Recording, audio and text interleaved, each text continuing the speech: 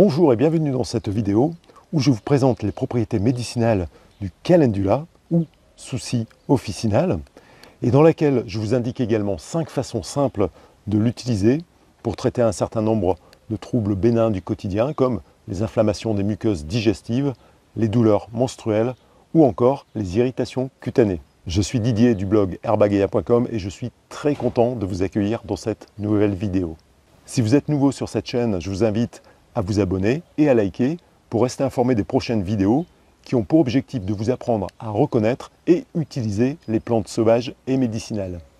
Mais sans plus tarder, je vous propose de revenir à notre plante du jour, c'est-à-dire cette jolie fleur, le calendula, Calendula officinalis de la famille des Astéracées et qu'on appelle plus communément le souci officinal.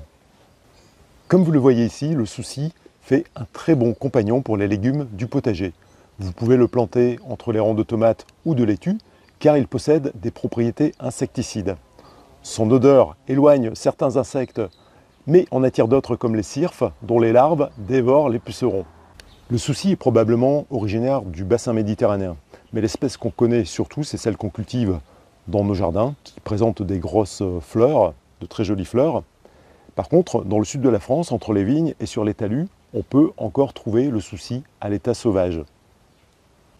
À l'époque où la théorie des signatures était encore en vogue, on préconisait le souci contre toutes les maladies hépatiques et contre la jaunisse par exemple.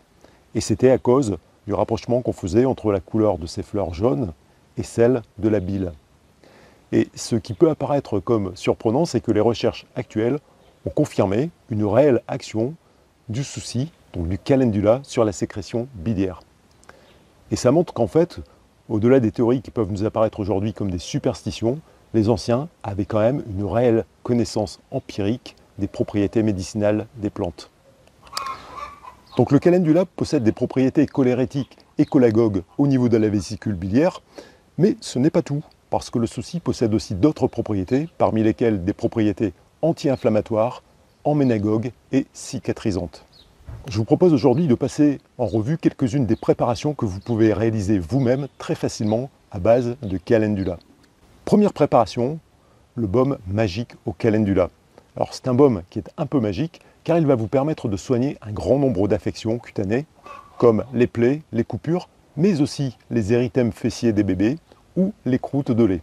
Pour cela, il vous suffit de faire chauffer doucement 20 centilitres de macérat huileux de calendula, d'y ajouter environ 20 g de cire d'abeille râpée et lorsque la cire est fondue, vous remplissez des petits pots de 30 à 50 g et vous laissez refroidir le mélange avant de le refermer.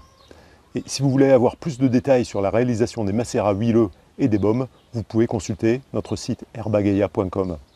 Deuxième préparation, il s'agit d'une teinture mère multifonction, toujours à base de calendula. Là, il s'agit d'une teinture mère, j'ai envie de dire tout terrain, parce que vous allez pouvoir l'utiliser dans beaucoup de situations différentes pour traiter beaucoup de troubles bénins du quotidien. Et vous allez pouvoir l'utiliser aussi bien en externe qu'en interne. En externe, vous allez pouvoir l'utiliser pour soulager les coups de soleil ou soigner les petites plaies. Et vous allez l'utiliser en interne pour lutter contre les grippes, les rhumes et les refroidissements d'hiver à raison de 10 à 30 gouttes diluées dans un verre d'eau 2 à 3 fois par jour. Et l'intérêt de cette préparation, la teinture mère, c'est que vous allez pouvoir la conserver pendant plusieurs années. Pour faire cette teinture mère ou alcoolature, vous allez utiliser les sommités fleuries du calendula. Et le principe consiste à extraire les principes actifs de la fleur en les faisant macérer dans de l'alcool pendant 3 semaines. Et là encore, pour plus de détails sur ce mode de préparation, je vous renvoie également au site herbagaia.com. Troisième type de préparation à base de calendula, il s'agit du cataplasme anti-verrues. Alors c'est encore une utilisation simple et directe du calendula puisqu'il suffit pour cela de piler quelques fleurs de calendula au mortier et ensuite d'appliquer la préparation sous forme de cataplasme sur les verrues ou sur les corps aux pieds. Quatrième utilisation du calendula dans un cadre médicinal, une tisane tout simplement, une tisane qui va vous permettre de drainer la peau et qui vous permet aussi de lutter contre les douleurs menstruelles.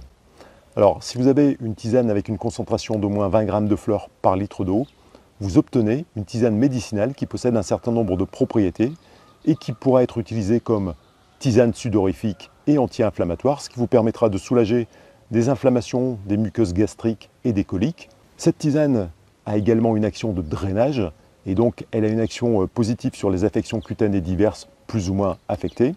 Et cette tisane a également une activité emménagogue, c'est-à-dire qu'elle permet d'atténuer les douleurs menstruelles à condition de faire une cure de cette tisane dans les 10 jours qui précèdent l'arrivée des règles.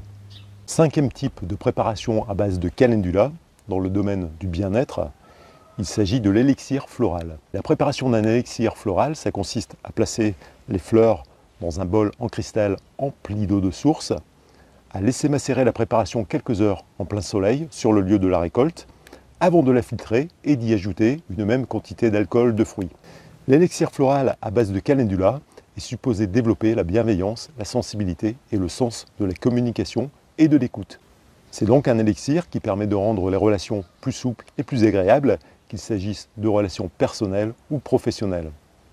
Cette vidéo se termine, j'espère qu'elle vous a plu. N'hésitez pas à vous rendre sur le site herbagea.com pour avoir des précisions sur les sujets qu'on y a abordés.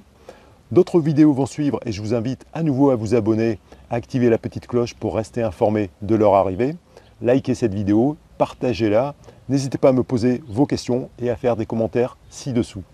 Merci encore d'avoir regardé cette vidéo et je vous dis à très bientôt.